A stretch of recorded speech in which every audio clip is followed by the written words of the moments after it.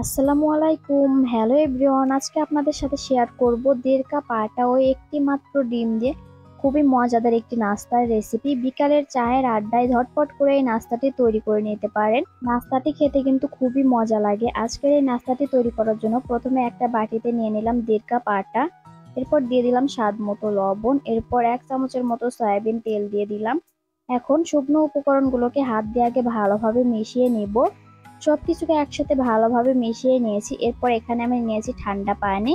এরপর অল্প অল্প করে ঠান্ডা পানি দিয়ে একটা মসৃণ ডো তৈরি করে নিব। প্রথমে বেশি পানি দিয়ে দিব না, অল্প অল্প করে পানি দিয়ে মসৃণ একটা ডো তৈরি করে নিব। ডোটাকে তৈরি করে নিয়েছি। এখন এই ডোটাকে আমি 10 মিনিটের জন্য ঢেকে রেখে দিব। ডোটাকে 10 মিনিটের জন্য ঢেকে রেখে দিয়ে এদিকে একটা ডিমের মিশ্রণ তৈরি করে নিব।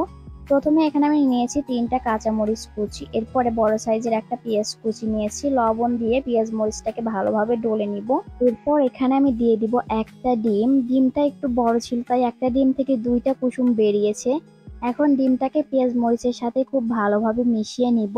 ডিমটাকে মিশিয়ে নিয়েছি, এখন এটাকে একটা সাইডে রেখে দিব। এরপর আমি যে ডোটাকে 10 মিনিট ঢেকে রেখেছিলাম, 10 মিনিট ঢেকে রাখার পর ডোটা আরো একটু সফট হয়ে গেছে। এখন এখান থেকে আমি অল্প অল্প করে ছোট ছোট করে লেচি কেটে নিব। আপনারা আপনাদের পছন্দ মতো করে লেচি কেটে নেবেন। এখানে আমি 1.5 কাপ আটা থেকে 8টা ছোট ছোট করে লেচি কেটে নিয়েছি।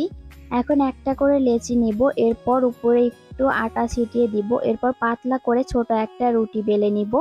রুটিটা বেশি বড় করব না, পাতলা করে সুন্দর ছোট একটা গোল করে রুটি বেলে নিব।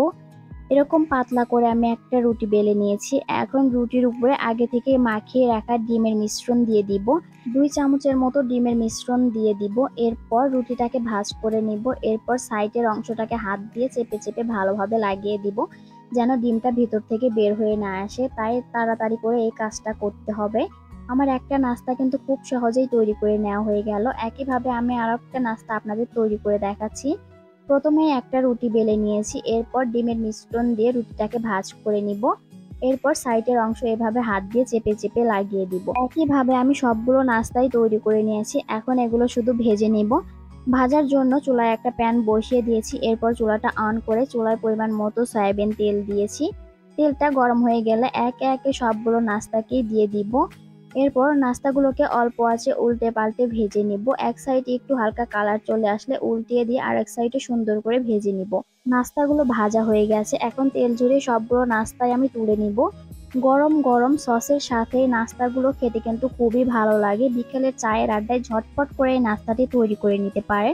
আমার আজকের এই রেসিপিটি আপনাদের কাছে কেমন লেগেছে কমেন্ট করে জানাবেন। আর ভিডিও ভালো লাগলে অবশ্যই শেয়ার করে অন্যকে দেখার সুযোগ করে দিবেন। ভালো থাকবেন সবাই, আল্লাহ হাফেজ।